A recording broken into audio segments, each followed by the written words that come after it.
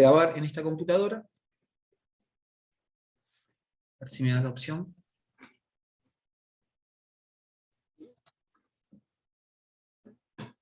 Ahí está grabando. Ahora sí. Bueno, buenas tardes. Bienvenidos, bienvenidas. La idea de la clase de hoy es, de alguna manera, inaugurar o meternos a partir de algunas propuestas de lectura a esto que sería algo así como el bloque 2, dejando un poco más en reposo esas primeras aproximaciones que hicimos hasta por lo menos la jornada de ayer.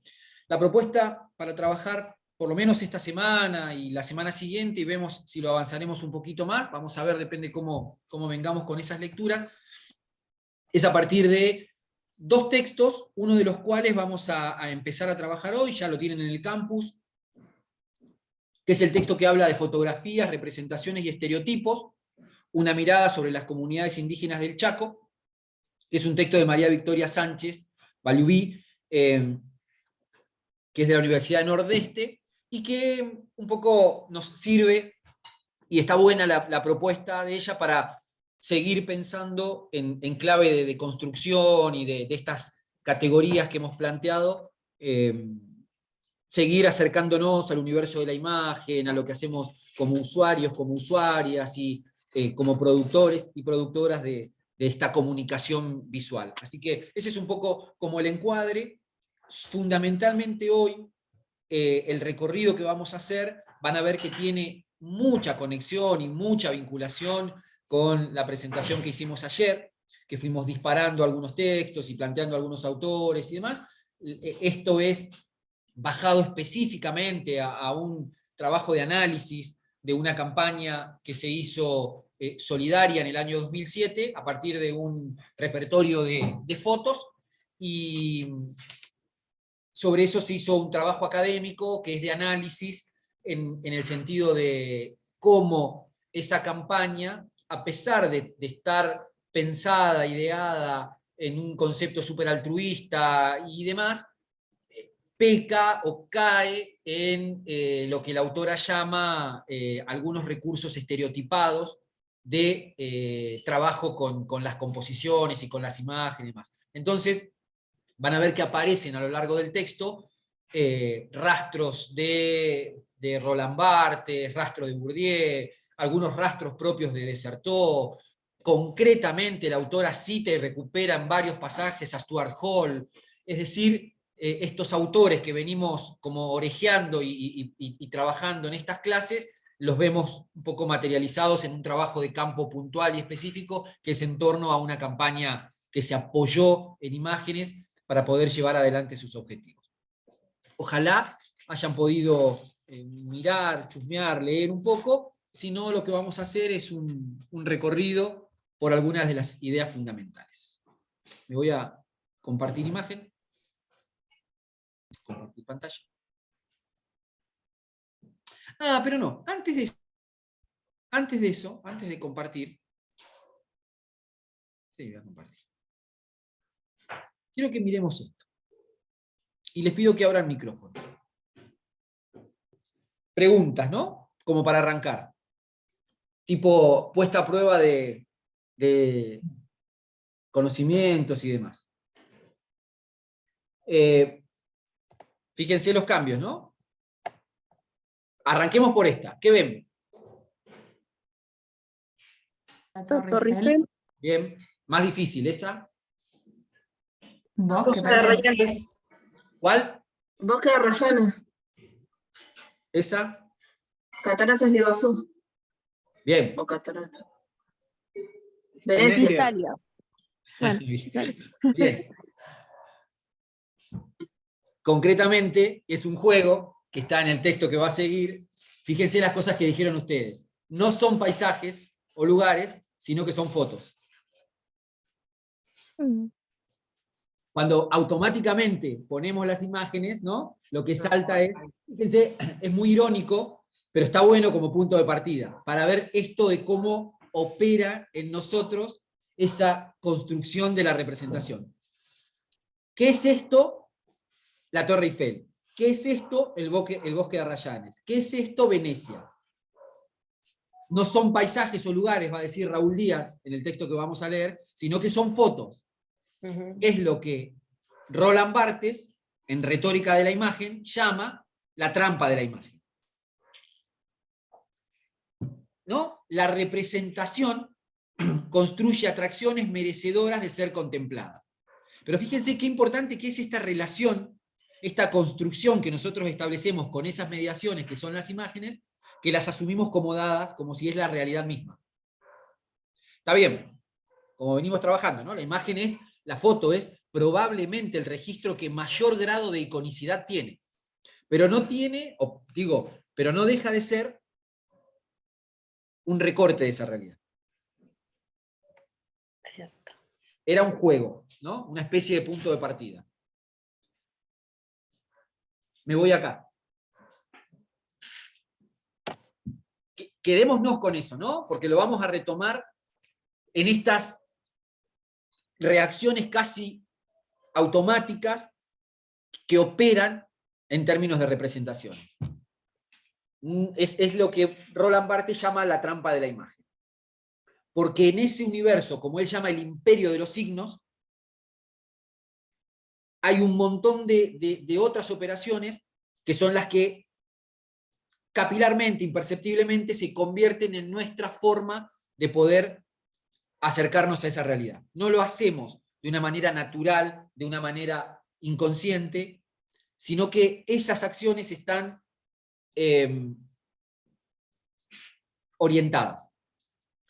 Bueno, y el texto que yo les decía es el que vamos a seguir, algunos ya lo han podido ver, lo han podido chusmear, representa o habla sobre los estereotipos en la fotografía. Les adelanto un poco el tema para después ir desarmándolo por lo menos, aunque sea un poco, ¿no?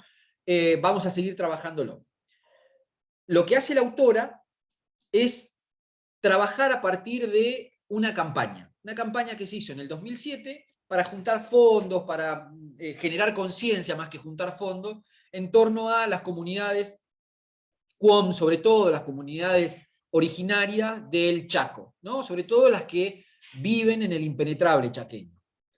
Entonces, en esa campaña de generación de conciencia, se trabajó a partir de un repertorio de unas, por lo menos 3 o 4 fotografías, que se suponen son ilustrativas de esa realidad adversa que vive la comunidad y tenían la intención o la intencionalidad de poder transmitir esta idea de sensibilidad, toma de conciencia, ¿no? Entonces lo que analiza la autora, a partir de diversas categorías que toman de diferentes autores, es cómo se recurre, probablemente sin mala intención, pero bueno, digamos, eso no lo deja exento, ¿no?, al trabajo, a la campaña concretamente, de pisar algunos estereotipos o algunos lugares comunes, o de seguir reproduciendo miradas políticamente cargadas respecto de las comunidades originarias. Presentar.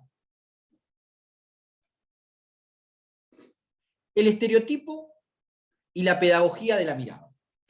El estereotipo correspondería más bien al texto que vamos a trabajar ahora, y la pedagogía de la mirada es en el mismo sentido, pero un poco la continuidad que vamos a ir haciendo, quizás más la semana que viene, donde trabajemos un poco más desde otro lugar esta enseñanza, en tanto usuarios y usuarias que somos, de ese universo visual, que miramos cuando miramos, que estamos aprendidos o enseñados a mirar cuando miramos ese universo visual, ¿no? Como dice Moyo, ¿qué ves cuando me ves? Hay mucho más ahí.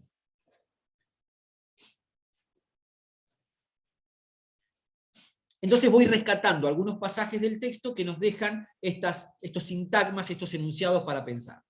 Arranca de entrada nomás Valjuví diciendo: las fotografías no pensadas como muestras de algo, sino como construcciones en sí mismas. Yo, al principio, y porque probablemente esto tenga que ver también con una elección que van a tener que hacer para la actividad práctica que por ahí, sobre todo pensó, ideó y estuvo craneando Laura, seleccioné algunas otras imágenes, ¿no? En alguna de las plaquitas puse concretamente las imágenes de la campaña, pero yo me tomé como la licencia o el atrevimiento de arriesgar con otras imágenes de otras comunidades y demás para ilustrar lo que vamos charlando, porque de fondo, con respecto a las imágenes de los pueblos originarios, ha sucedido casi siempre lo mismo. Es decir, no era un elemento propio de la cultura o de las culturas de nuestros pueblos originarios la presencia de la fotografía o el retrato, sino fue más una herramienta externa impuesto desde la cultura blanca que generalmente los tuvo a ellos como sujetos, no, como objetos, no como sujetos. Como van a ver en cada una de las fotos, incluyendo las fotos propias de la campaña, la actitud de los pueblos originarios es muy pasiva, es de pose, es una puesta en escena, no pensada por ellos, ni ideada por ellos, sino de quien promueve la fotografía. Por eso, en cada una de esas van a encontrar un patrón común en las fotografías que, a decir verdad, fue bastante aleatoria la búsqueda. Cuando ustedes buscan imágenes van a encontrar más o menos siempre lo mismo. Sobre todo estas fotografías que corresponden a finales del siglo XIX, principios del siglo XX, ¿no? 1880, 1890, 1900, 1910, momento en donde se producía como todo este avance sobre los pueblos originarios, y entre todo ese avance también sucedió todo un paradigma respecto de la fotografía y la imagen. Vuelvo. Dice la autora, vamos a pensar a las fotografías no como muestras de algo, con una carga de neutralidad, sino como construcciones en sí mismas. Nos hemos habituado a considerar que las imágenes son siempre acerca de algo, ¿no? Parece que siempre las imágenes muestran algo y demás. Y en realidad, jugando fuerte, la autora habla de pensar a las fotografías, en este caso, como una construcción en sí misma. Fíjense de vuelta la foto, ¿no? La idea de pose. Hasta parece con la ropa acomodada, con ciertos rostros mirando a determinados lugares. Dos palabras fuertes: representación e imaginario. Las dos aparecen bastante a lo largo del texto. Cada imagen, junto con textos y estructuras en que se inserten, podrá despertar una serie de interpretaciones que irán construyendo representaciones en función a determinados imaginarios alrededor de las comunidades indígenas. Esto es como un texto o un pedacito que nos da bastante letra, ¿no? Representación e imaginario. ¿Qué quiere decir? Lo que quiere decir es que cuando nosotros y nosotras, como usuarios y usuarias de esas fotos, las vemos, partimos de un imaginario que tenemos respecto de las comunidades indígenas. No partimos de cero, partimos de un imaginario. Entonces, esa representación que se nos expone activa nuestro imaginario para poder comprenderla. No las comprendemos en el vacío, sino que las comprendemos desde ese imaginario que a veces está cargado, como vamos a ver más adelante, ideológicamente, políticamente, estereotipadamente. Es como que nos imaginamos el contexto, ¿no? También. Exactamente, pero ese contexto es el contexto que es el que hay que develar. ¿Qué imaginario refuerza la fotografía sobre lo que nosotros tenemos de esos pueblos originarios? Ahora lo vamos a ver, pero es tal cual como decir. Cada imagen, junto con textos que lo acompañan y estructuras en que se inserte, seguramente van a despertar una serie de interpretaciones que irán construyendo representaciones en función a determinados imaginarios que tenemos alrededor de las comunidades indígenas.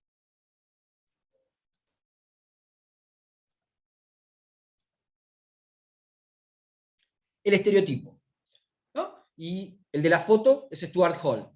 Dice, los estereotipos pueden ser definidos, y vayamos a una definición de estereotipo, como un tipo de representación social producido en base a reducción, simplificación, esencialización, naturalización y fijación de la diferencia. Claramente el estereotipo lo que hace es un encorsetamiento, una puesta de una etiqueta de algo que es más complejo. Lo que hace el estereotipo es una reducción, una simplificación. Y además lo naturaliza como si eso viniera ya dado. Lo libera de las tensiones y de los conflictos históricos, sociales que lo constituyen.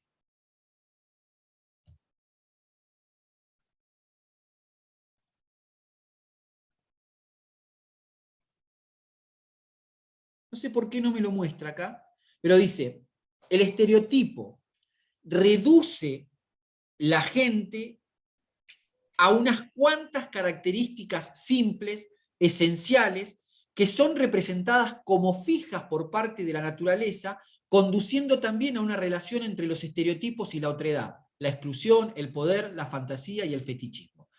Dice más o menos lo mismo porque es una ampliación. Pero básicamente, la idea de estereotipo como concepto hace alusión a eso, a una reducción, a una simplificación de algo que es más complejo. En el caso de la construcción de la fotografía que está analizando el texto, ese estereotipo o esa imagen, lo que dice la autora es que la imagen se apoya en la reproducción de un estereotipo. Vamos a ver después por qué. Otro elemento que muchas veces forma parte de lo estereotipado, lo exótico. ¿Qué es lo exótico? ¿Qué entienden ustedes por lo exótico? Algo que sentimos que no es de ese lugar. Sí, Agustín, sí, tal cual. ¿Qué más? ¿Qué es exótico? O diferente también, como no. Sí, que es como que no lo ves cotidianamente también, porque no es algo cotidiano, no es algo, entre comillas, normal, digamos.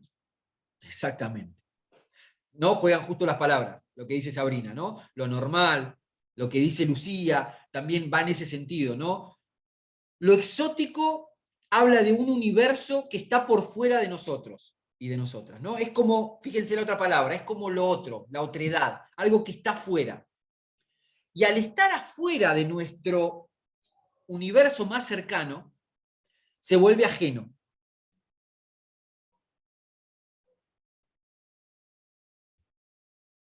Lo exótico es una característica a veces muy propia de los estereotipos.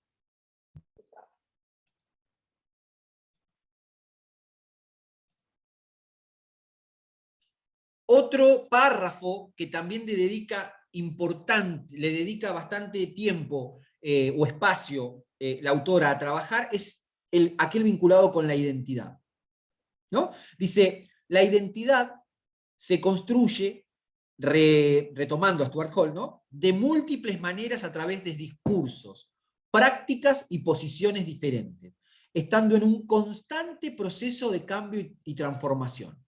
Por eso Stuart Hall, como decíamos ayer, en lugar de hablar de identidad, él habla de identificaciones. Por ser un concepto más transitivo, digamos. No pensar en una identidad estática, sino en diferentes tipos de identificaciones.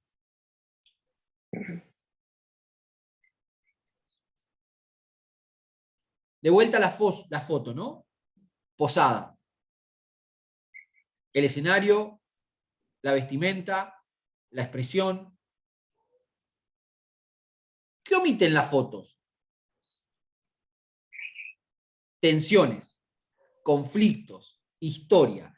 Ese es como un punto neurálgico del texto. La autora dice, la descontextualización de la foto, de la fotografía, activa en los usuarios y en las usuarias ciertas representaciones. Esas representaciones que activan no se hacen en el vacío, sino que se hacen a partir de nuestra construcción previa. Entonces dice, esta campaña viene, al seleccionar estas imágenes y al elegir esto, viene a reforzar un estereotipo que ya circula socialmente, que es el estereotipo de imaginar o ver a un otro que está ahí en esas representaciones, en esa foto, pero a un otro que es exótico, que es ajeno, que es pobre, que es vulgar y que necesita la ayuda. Digamos, la fotografía tiene una función para la campaña que es sensibilizar. Para poder sensibilizar, la ayuda del blanco necesita que esas fotos muestren o refuercen ese estereotipo sobre el que se ha construido el imaginario de los pueblos originarios. Es una cadena.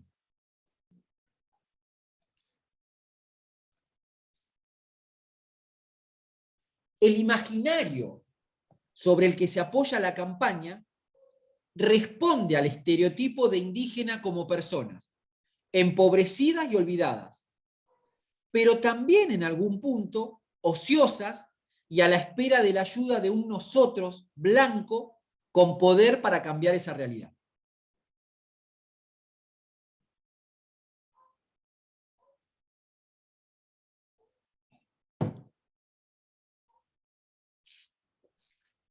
Ahí están operando dos conceptos muy fuertes,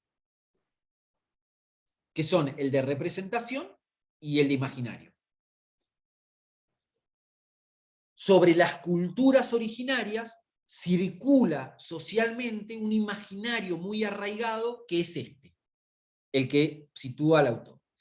Hay que hacer un esfuerzo muy grande de deconstrucción, en términos de Jacques Derrida, para poder desarmar, desarticular estas construcciones. Ah, claro, yo tengo esto que va a terminar. Bueno, si termina, volvemos.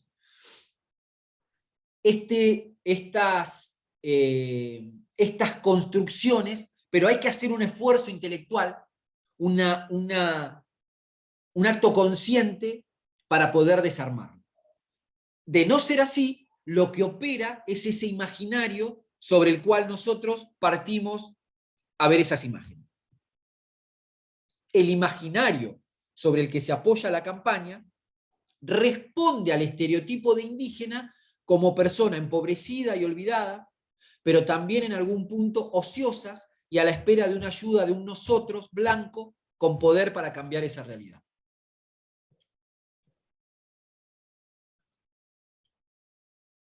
La idea de alteridad. Con las imágenes de la campaña se reduce una realidad compleja donde prevalece una identificación en una relación con el territorio que habitan, a una vida comunitaria, a una historia. Todo eso es como que queda relegado para mostrar solo rostros que reflejan a un indígena incapaz.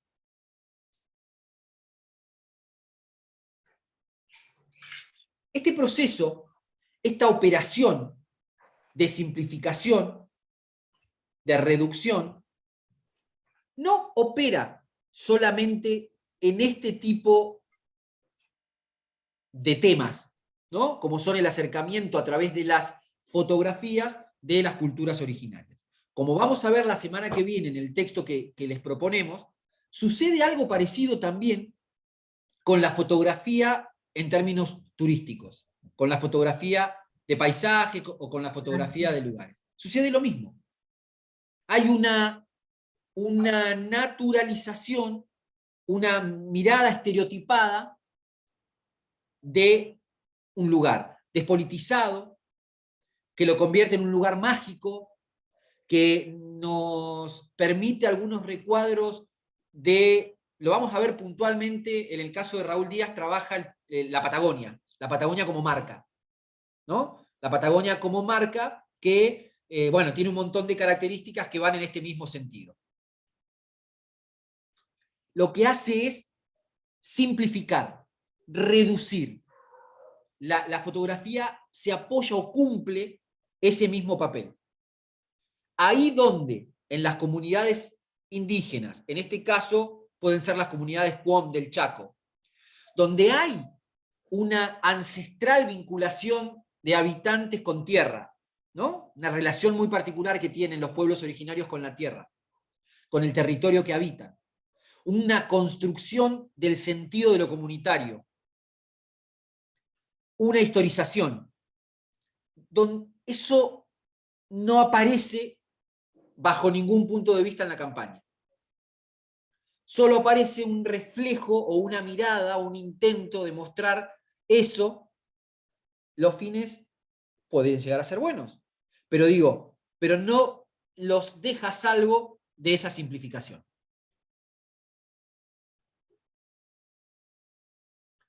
El fetiche, ¿no? Cuando hablamos de fetiche, cuando ese otro o esa otra es llevado al lugar de objeto en el campo de las ciencias sociales.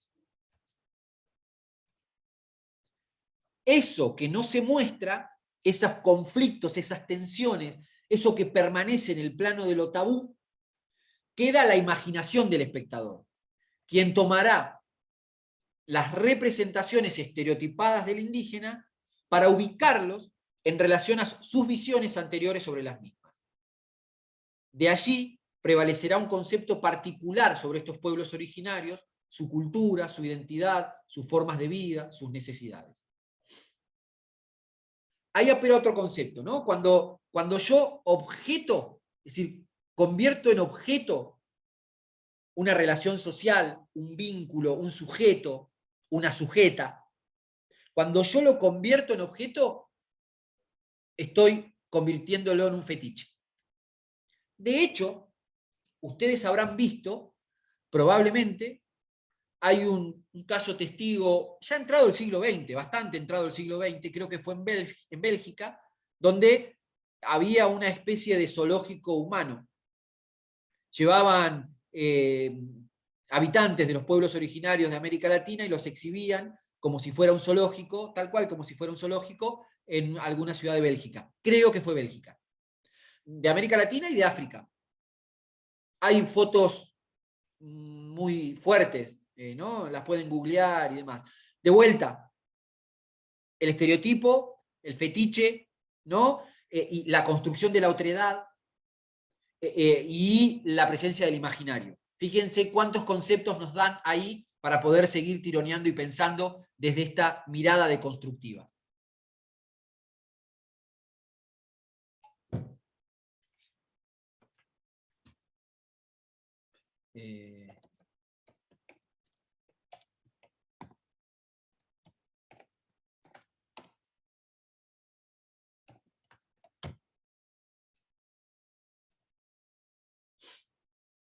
Esta foto, ustedes van viendo, ¿no? Mi coso, ¿lo ven? Sí, sí. Sí, sí. Los racistas zoológicos humanos de negros que Bélgica permitió hasta mediados del siglo XX. Le daban de comer como si fuera un animal. Bueno, hablando de estereotipos, ¿no? Vuelvo. ¿Cuántos conceptos que vamos a ir a recuperar y podemos volver sobre ellos? Los vamos a hacer porque el texto de Raúl Díaz de la semana que viene los recupera también. Representación, imaginario, estereotipo, fetiche, ¿no? Son como las claves de lectura para este acercamiento que estamos haciendo y que en realidad no lo hacemos tanto nosotros, sino la autora del texto. La alteridad. Con las imágenes de la campaña, lo que se hace es, se reduce una realidad compleja donde prevalece una identificación. Ah, bueno, esto ya lo había dicho recién.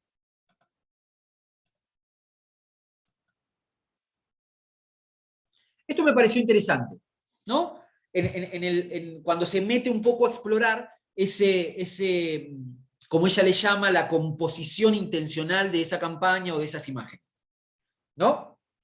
Dice, al principio del texto, como distanciarnos un poco de esa mirada a veces naif, a veces interesada además de ver a las imágenes como reflejo o como lo que muestra, sino más bien pensar esas imágenes como construcciones o como puesta en escena o como composición, ¿no? La imagen como composición. Entonces, ella introduce o retoma esta idea de la economía visual. Y dice, una economía visual implica por lo menos, pero quiero que vayamos, les voy a ampliar un poquito ahí, ¿no? Dice, recupera un texto de Poole. Dice, siguiendo a Poole, es posible entonces pensar en el proceso de producción de estas imágenes desde lo que la autora postula como los principios de una economía visual. En tal sentido, sostiene que una economía visual implica 3 niveles de organización. Un primer nivel incluye a los individuos y a las tecnologías que producen imágenes.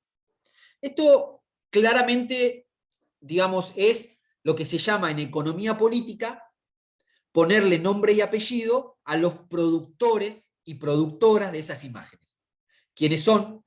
¿Quiénes financian? ¿Desde qué lugar? ¿Desde qué saberes? ¿No? Estas coordenadas son fundamentales. ¿Se acuerdan cuando veíamos el año pasado en Teorías de la Imagen cómo ese modelo de Laswell, ese paradigma, ese esquema emisor-receptor, una de las cosas que hacía era despolitizar? Y que cuando luego vienen las miradas críticas, sobre todo la teoría de Frankfurt, Adorno, Horkheimer, les preguntaban a la sociología funcionalista, che, pero ¿quiénes financian estos estudios? Y lo financia, por ejemplo, la Rockefeller Fundación, no sé qué. Esa pregunta, ese interrogarse acerca de quiénes producen ese conocimiento, es un campo de estudio de la economía política, que es la economía política de la comunicación. En este caso, ese primer nivel incluye esto. ¿Qué individuos? ¿Quiénes? ¿Con qué tecnologías? ¿Desde dónde se producen esas imágenes? Por eso se llama economía visual. El segundo nivel es cómo, con qué destino, en qué formato